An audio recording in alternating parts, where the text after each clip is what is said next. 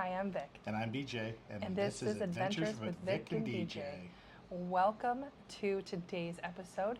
We are here in Pattaya, Thailand. DJ, how did we get to Thailand? Yeah, so we left Chicago, flew to Tokyo, and spent a day in Tokyo, and now we're here just like we kind of planned. So far, let's start with talking about the Chicago airport. What do you think? Pretty easy process? Yeah, it wasn't too bad. We got there fairly early. We got there on Thanksgiving Day, so not a whole lot of traveling people. So we got there nice and early.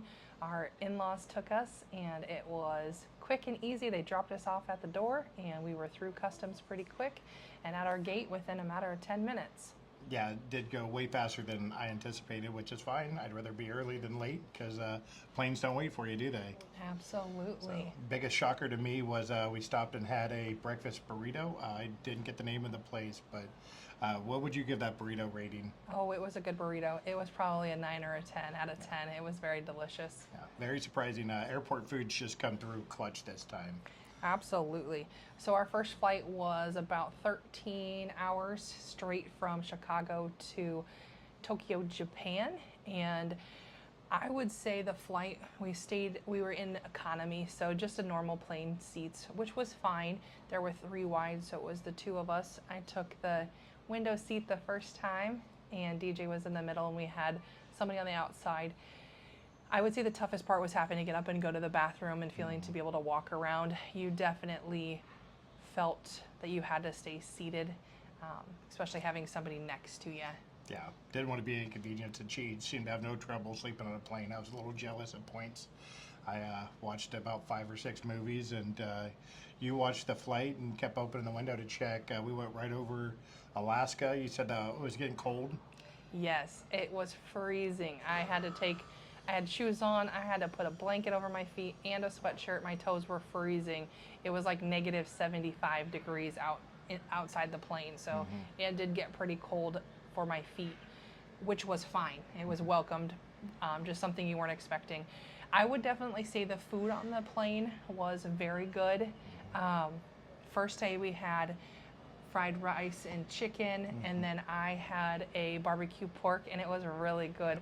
Not something that you would think that plain food would be very good, but on a 13-hour flight, it was nice because definitely saved us on some of our funds. You know, when we're thinking of our day one cost, we had breakfast from Chicago, our taxi ride once we got to Tokyo. We opted to take a taxi to our hotel, which was maybe not the smartest choice. I would say it's not the smartest, but it's not the most economical. But we started looking at the different ways we could have went, and if we would have had transportation prearranged and thought a little bit further ahead, which I did a lot of research about when we get to Bangkok, how to get to Pattaya, and somewhere in all that, kind of just gapped how to get from the airport to the hotel there in Tokyo. And I've been in Tokyo once, mentioned before, when I was in the Navy. We did a lot of train ride. But when we got there, we started looking, it was going to be like 3 or 4 train hops, and we didn't know for sure and how far how well our cell phones were going to work. We thought, let's just walk out and jump in a cab. It ended up being about $50 just to get there for, I don't know, 5 kilometers. No, it was probably more like, 10, 15 kilometers. It was a little bit, which I don't know what that is in miles. And so what do you think? It was 4 or 5 miles probably to the hotel. Right. Except for the hard part with Tokyo is 5 miles took us, 40 minutes almost? Almost an hour, I think. Yeah, there's a lot of traffic. So not too much. But I would say the taxi, in the midst of that chaos, when you're getting off the airport, you've never been there before, you're feeling anxious. It definitely was walk out and just get in the cab and go. They were able to take us right. They knew exactly where we were going. So that helped out a lot. But so then obviously Tokyo, we went to Tokyo Tower. So let's talk about Tokyo Tower, DJ. Loved Tokyo Tower. I've been there before, and I wanted to show, Vic kind of what I had seen before. So jumped in a cab. That was a lot cheaper. It was only about $10. We actually ended up walking back to the hotel after Tokyo Tower. But Tokyo Tower, main deck we liked. We did have to wait because we did the upper deck, the top deck tour, which cost about $12.50 more per person, about $25. What was your feeling on the main deck compared to the top deck? Like, do you have to do the top deck, or? My opinion's different than DJ's. I definitely felt that it was not necessarily worth the extra money to go to the top deck. The views off of the main deck were extraordinary. You had 360. You could literally just walk around and look out the windows. There was amazing things to see. I have never been to a big city before. Yes, I've been to Chicago, but Chicago does not compare to Tokyo. When we were sitting there or standing looking out that deck, we had 360 views, and for every angle, all you could see was just towers and lights, and it just kept going as far as the eye can see. So for me, that was definitely a culture shock. It was pretty cool. Going up an extra, I think 150 meters, your main deck, you're at 350 already. Then you're going up, I think, another 150 or so. No, I think you're at 150 and then 250 is the top. So 150 main deck, 250 top. Okay. I believe. Anyways. We'll put those if we're wrong. So Anyways. we'll update so that later. With that, I didn't think the views were that much more spectacular, but DJ disregard was felt really, differently. Just a couple little, we had to wait a long time, so we did spend about an hour and a half on the main deck, which was way more time, but we had to wait for our time to go up to the top. And then it was kind of touristy, how they shove you into the elevators, and really small elevators. And then when we got to the top, there was a decent amount of people at different times on both. So it was pretty crowded. We were there on a Friday night, though. They were set up for winter. They had like a holiday special, so there was a fair amount. It was about 50-50, though, for locals versus tourists. Yeah. So. Yeah. We did get a churro and a hot chocolate with a churro in it as well. Yeah, they had some food trucks outside, yep. so that was nice. I don't think they're usually there. It looked like they were just set up for that Christmas. It was a Christmas time thing, so that was kind of nice. Yeah. I definitely would say for day one, thinking of our cost breakdown, we had a goal of about $100 a day. So far, we haven't met that goal. We've been a little bit over, but that's okay. So our day one cost breakdown was about $118.56, and that was just for a breakfast burrito for the two of us at the airport, the taxi ride, and then for the few little snacks that we got. We didn't have any main dinner because our bodies were really completely irregulated at that point. We took off at 10 o'clock in the morning on Thanksgiving Day, and we landed in Tokyo at 2:30 Friday, I think it was, technically. Oh, in the afternoon. So it would have been 11:30 p.m. back home. Yes. So we weren't really super hungry. We got 2 meals on the plane, plus lots of snacks, lots of drinks. So we didn't have a whole lot of food. Then the next day we got up and we got on the train. We took the train to the airport. We figured we would try that out. Definitely a lot more cost effective. Yeah, we could have knocked the cost down the first day. If we didn't do the top deck, that would have knocked off $25. And then the train was about $5 compared to the $50 for the taxi ride. And we did have to walk about 20 minutes to the train stop. There's one closer, but we would have had to do 2 or 3 stops. So we found out that there was one about 20 minutes away we could walk to and just get on one train, and that just sounded like our cup of tea there. Let's keep it simple, stupid this time. Yeah. Yeah, I found it I just kind of Googled it, and it was roamtorio.com. So it was very helpful. It told us the exact area that we needed to walk to, and it was very nice. Yeah, customs was really quick there. We didn't have to pay any money. They stamped our passports till February of 2025. Yep. So about 4 months. So I don't know, 90 days probably is what they gave us. Yeah. So then the next day we got up, and we just had a 20 some hour layover in Tokyo. So we got up in the morning, went for a walk. We were going to see about having breakfast at the hotel. DJ picked a little bit of a bougie hotel, so breakfast was going to be like $40 a 60. person. Oh, 60. Oh, it was $30 a person. $30 a person, yeah. So $60 total. So we decided that we were not going to do that, and we weren't super hungry. So we went and got on the train, and 25 minutes we were at the airport, dropped us right off at Terminal 1 and 2. I think we were at 3.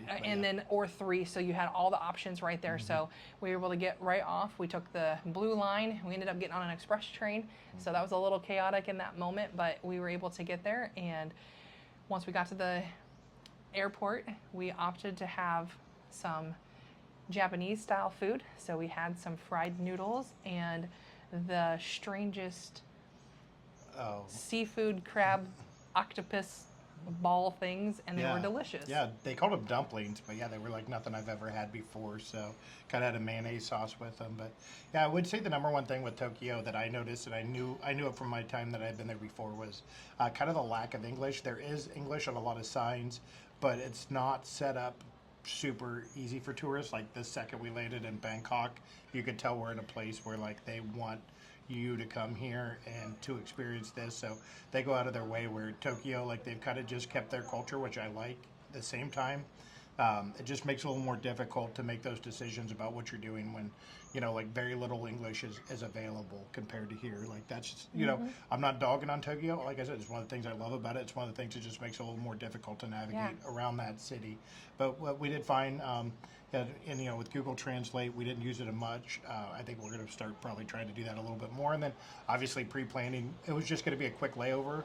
It just turned out to be a little bit more work than I thought it was going to be to get to their hotel and stuff. But so that pretty much caps up Tokyo. Anything I missed on Tokyo before we start talking about our flight into Bangkok? Nope, I think that's good for now. So we landed in Bangkok. Did you want to go over that real quick? Our expenses for day 2? Well, our cost for day 2, kind of the same thing. So it was really just for that train ride, our breakfast at the airport. Then we ended up getting a meal on the plane as well. And then when we got there, again, we opted to take a taxi. So we were originally going to take the bus from the Bangkok airport down to Pattaya. When we got there, it was 4:15 p.m. when we got down. The next bus wasn't leaving until 7 o'clock at night. And that wouldn't have got us to our resort until 9 o'clock at night. We were already pretty tired at that point. So we just decided we were gonna say it's okay, and we paid the money. It was about a $70 taxi ride. Probably could have got it for less if we would have pre-booked it, but we did just walk out to the public taxi. Yeah, I've read online $35 to $40. We also left a pretty good tip. The guy was super nice. We didn't get stuck in traffic. He did not run his meter, which I hear that happens a lot here. I think they're supposed to, but he seemed like an honest guy that worked a hard day. And you know, we very have friendly. We have booked a lot of this on points, so like, not that we're just trying to throw money around, but like, don't mind just throwing a local that's worked a really long, hard. It was Saturday night. He'd been working. I think he said he's on hour 13 or 14, and he still had to do a 2-hour ride all the way back from where he was dropping us off. So he got me in the soft spot, and you know, we could just cut back somewhere else if we need to.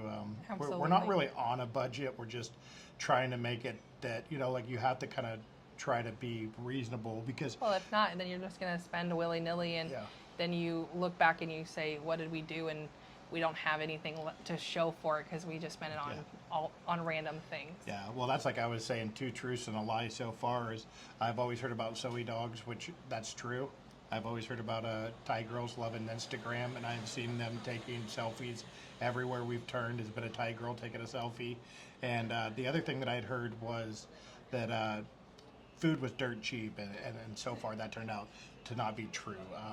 Now, we have not been downtown to try the food stalls and stuff like that, and you know, on the walking street and stuff. So far we ate at the resort, which was pricey, and we've ate at a cafe this morning, which I felt like we were paying more for the experience, and it was well worth it. It was something we'll probably go to most mornings.